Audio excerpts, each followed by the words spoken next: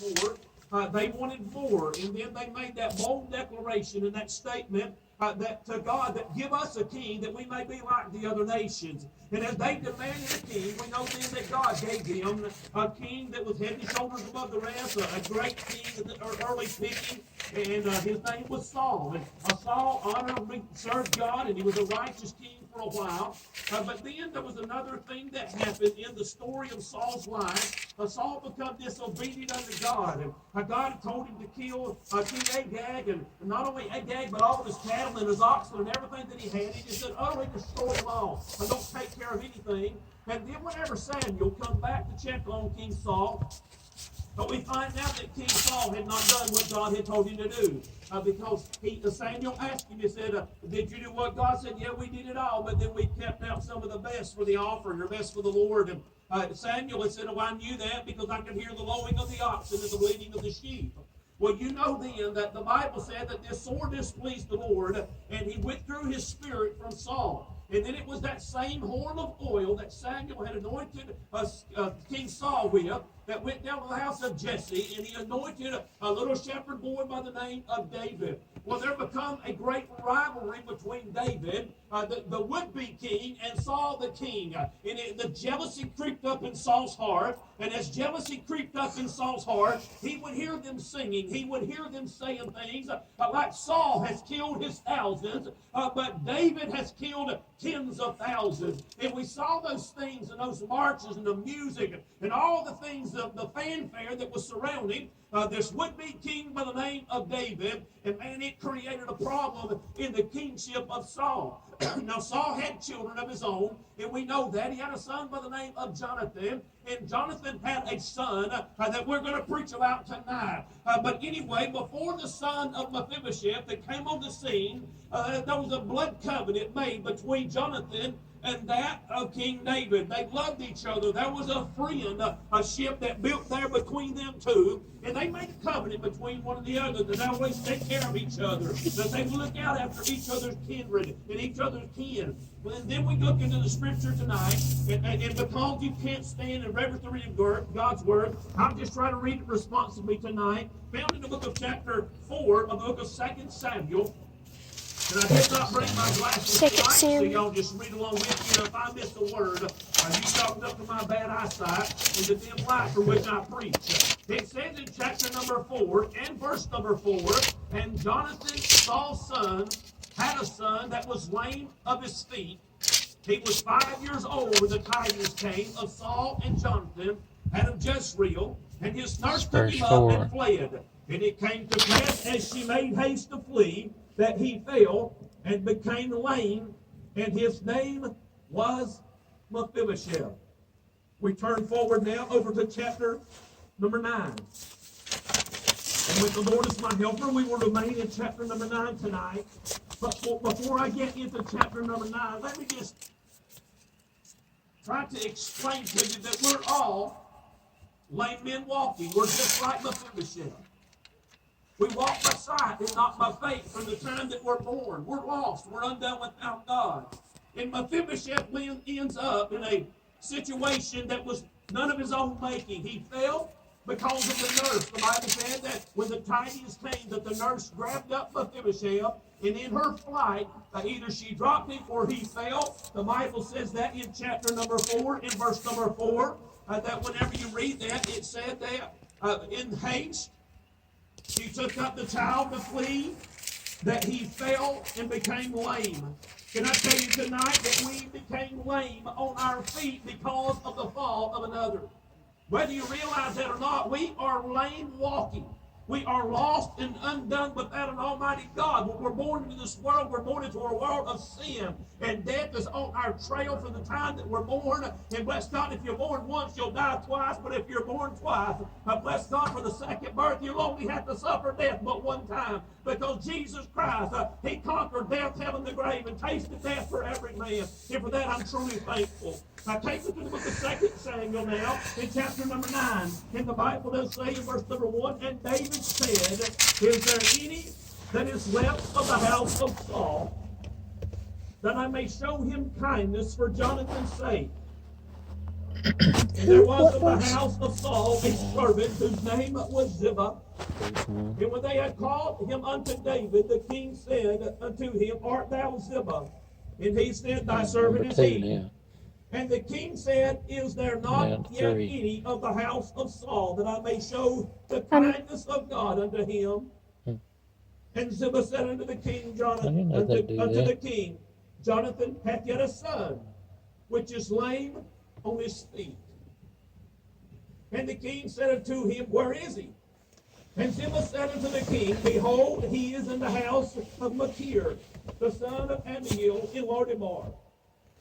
Then King David sent and fetched him out of the house of Machir, the son of Amiel, from Lodebar. Now when Mephibosheth, the son of Jonathan, the son of Saul, was come unto David, he fell on his face and did reverence. And David said, Mephibosheth. And he answered, Behold thy servant. And David said unto him, Fear not, for I will surely show thee kindness for Jonathan thy father's sake, and will restore thee all the land that Saul thy father, and thou shalt eat bread at my table continually. And he bowed himself and said, What is thy servant, that thou shouldest look upon such a dead dog as I am? Then the king called to Ziba, Saul's servant, and said unto him, I have given unto thy master's son all that pertained to Saul, and all to his house. Thou therefore and thy sons and thy servants shall till the land for him, and thou shalt bring in the fruits, that thy master's son may have food to eat. But Mephibosheth, thy master's son, shall eat bread always at my table.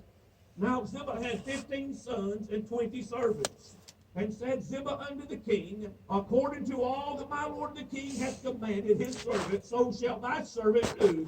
As for Mephibosheth, said the king, he shall eat at my table as one of the king's sons. Aren't you glad for that? Praise the Lord. And Mephibosheth had a young son whose name was Micah. And all that dwelt in the house of Ziba were servants unto Mephibosheth. And Mephibosheth dwelt in Jerusalem, for he did eat continually at the king's table, and was lame on both his feet. Tonight, with the Lord as my helper, I want to bring you a little message tonight.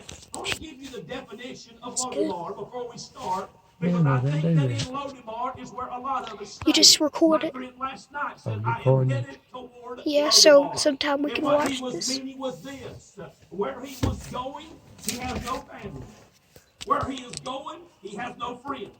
Where he was going, he has no acquaintances. He lives there. This friend lives in a place that's far removed from his church worship.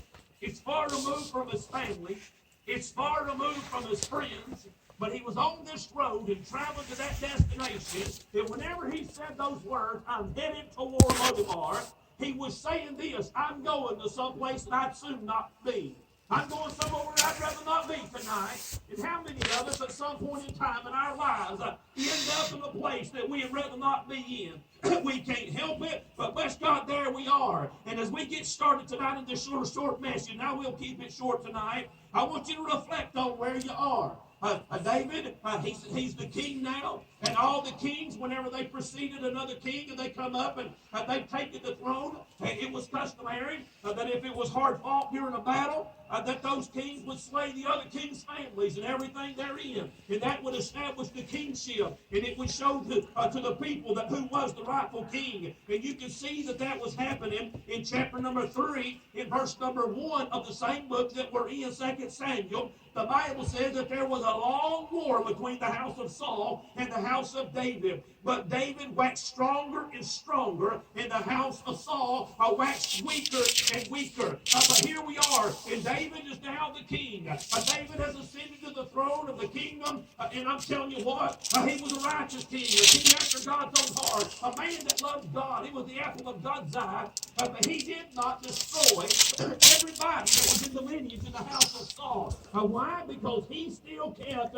his oath and his covenant with the young man by the name of Jonathan who did have a son whose name was Mephibosheth. But I want you to take an inventory tonight, and I want you to reflect on where you are, because I'm going to start off tonight by looking at where Mephibosheth was. It's the same thing that whenever God came into the Garden of Eden, and after Adam and Eve had taken of the forbidden fruit, and they did eat thereof, they went and hid themselves.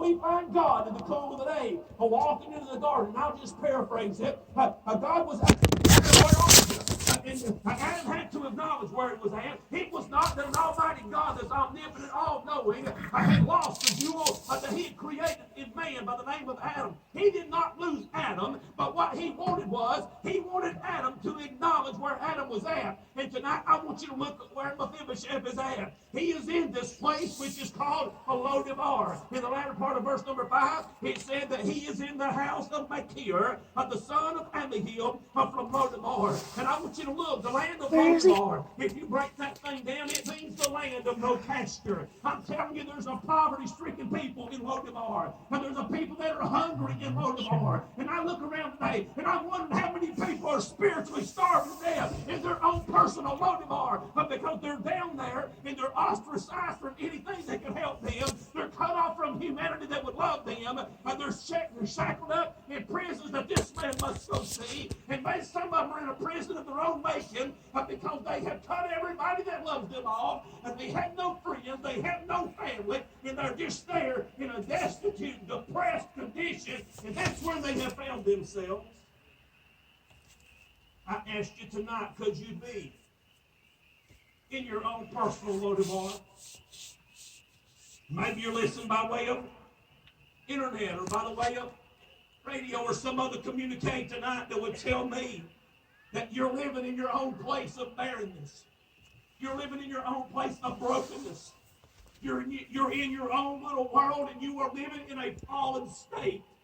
You said a fallen state. Yeah, that's where Mephibosheth was at. He was laying on his feet. He was waiting on the handout from another. He was waiting for somebody to show him kindness. And I'm thankful unto God that even in his Lodebar, there was a king that knew where he was at, that sought him out. And not just sought him out, but sent for him. He didn't just send him out, but West God saved him from that place which is called Lodebar, brought him up to the king's table, took him under his arm, and now West God gave him a promise that he'll always get to be right there at the king's table.